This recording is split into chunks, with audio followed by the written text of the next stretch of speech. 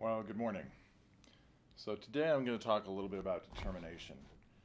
Determination is one of those things that it can be good and can be bad. And I'm going to explain why it's good and why it's bad in a couple of different situations that I have been in personally. Um, determination really. So, determination is a powerful emotion. It basically is a decision that you've made to go for it. Now, when you're going for it, when you've decided that you really want something, that is a powerful place to be. But in that decision, there are emotions in play.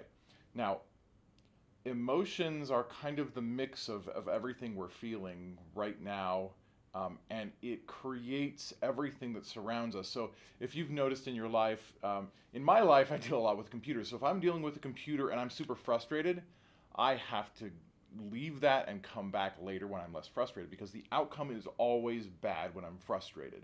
And that's true of everything that I do in life. So, for instance, a few years ago, just before the Olympics, I was training for the Olympics and I really was excited and just gearing up for the Olympics. And I would play basketball every morning with a group of friends. This particular morning, I am just so competitive. And that morning, I was determined that I was going to make a massive impact for my team, that I was going to win every game, that I was going to get as many rebounds as I possibly could. And as I began to play, I just felt this like I'm doing this. I'm getting this done. I'm absolutely going to do whatever it takes to get the rebounds, to make the shots, to hit the 3-point shots, to do whatever it takes. And in that, I had a lot of this feeling of I'm going to take it from them, and I'm just doing whatever it takes. And in the process, what happened was I went up for a rebound. I came down on someone else who was landing on my leg at the same time that my foot was twisting, and I sprained my ankle, a really high ankle sprain, and it was really bad. It took me about 6 months to overcome that injury. Now I'm going to juxtapose that with another time in my life where I was training in discus for the national track meet, and this was over a long period of time. This I was training for about a year and a half for this particular meet, and I'd go to other meets and whatever. Um, but I had a very specific regimen. I knew what I was doing on a daily basis to get there, and a lot of different things, calisthenics and strength and throwing mechanics, all these very specific things, and I knew the exact place to go every day in order to get to the place where I would do well in that meet. And I got third place in that national meet. And the difference between the two is very large, but sometimes it's a little bit hard to explain. The difference really is the emotion in the moment of creating the thing that I wanted. In the moment of basketball, it was I was going to do whatever it took in those moments to get what I wanted. I got the rebound and I did whatever it took to get it, but it also caused me an injury that held me back from the Olympics that year. Um, in the discus throwing in the national track meet, it was more about steady, consistent action that allowed me to get to a place where, in the end, I was very comfortable throwing, and I really had very little resistance to it. Now, this works on a myriad of different levels. The specific thing is when you get to the place where you're meant to be, you should have very little resistance to the thing that you want.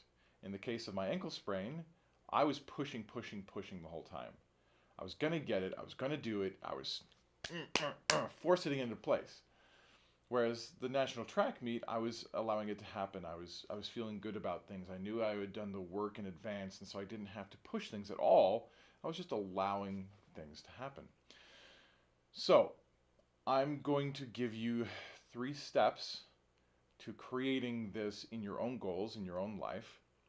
The first thing is you want to make sure that whatever the goal is, whatever the intention is, that it's reachable, that it's easy, and that maybe not super easy. I actually create things with a little bit of challenge on purpose, but you know that you can get there. If you're, if you're, you know, we as guys, we always play these games, especially when we're on campouts, of throwing rocks at something. So it can't be so far out that you can't ever possibly hit the thing. But it can't be so close that you can just throw it and it's right there. It has to be some sort of a challenge to hit the thing. And that's where you want your goals to be. That's where you want your intentions to be. It's not so close you hit it every time, and it's not so far there's no possibility of hitting it, but it's in that range that it's a challenge and it could be fun. And by the way, you should create that idea of making the goals, your intention, a game, a real game, something that's really fun for you. Let's see. The next thing is you want to meditate at the beginning of every day. And I know I'm going to say this in almost every video, but how do you get rid of doubt? You get rid of doubt before it comes to you. So once you have doubt, it's hard to get rid of it. But if you can get rid of doubt before it's there, that's the key. So in the morning, before you do anything, before you talk to anyone, I mean, you can go to the bathroom, maybe eat something, drink something, get to a space where you feel good about yourself, and you're comfortable. Get comfortable, sit down and meditate for between 5 and 15 minutes. And if you can get into that space in the morning where you have non-resistant thought, then throughout your day, you will get inspirations to do certain things that will help you toward that intention or that goal, and you won't have any resistance to that thing. And the last thing is, so the first thing is make sure the goal is reachable. The second thing is you want to meditate. And the third thing is you want to create some sort of a plan. So create a plan that you can consistently do something towards. And do the things in the plan every day that create the least amount of resistance. So, for instance, in my discus throwing, it was easy to create a schedule where in the morning I would wake up and I would do stairs, then I would go down and I would do calisthenics, then I would do some throwing, then I would wait until the afternoon and do a little bit more throwing. So just sticking to that plan, I just did it. There wasn't a question, I was just going to do it on a daily basis. So creating a plan or a schedule for yourself that you just do on a daily basis is going to help you get rid of that resistant feeling toward the thing that you're doing. And doing those three things is going to help you a crazy amount to get to where you want to go. So determination, is it good or bad? It just depends. Being determined and resistant can be a bad thing. Being determined and allowing without resistance, that could be a very, very good thing. And that is going to bring you everything you're going to want in your life, whether it's health or wealth or relationships. So go have a great day, you guys. This is going to be an amazing week. I'm super excited about this week. Take care.